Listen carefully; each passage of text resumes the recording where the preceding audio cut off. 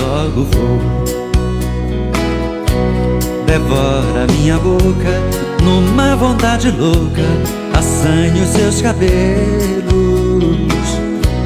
Calamos nossa voz mais uma vez a sós diante do espelho. Falar pra quê?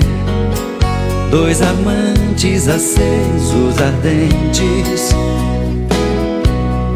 realizamos fantasias que dois corpos sentem. E a gente se assusta com o sol da manhã e o barulho da rua, mas o desejo é maior que o perigo lá fora. Nosso amor continua, chama e logo vou. Devora minha boca numa vontade louca, assanhe os seus cabelos. Calamos nossa voz mais uma vez a sós diante do espelho.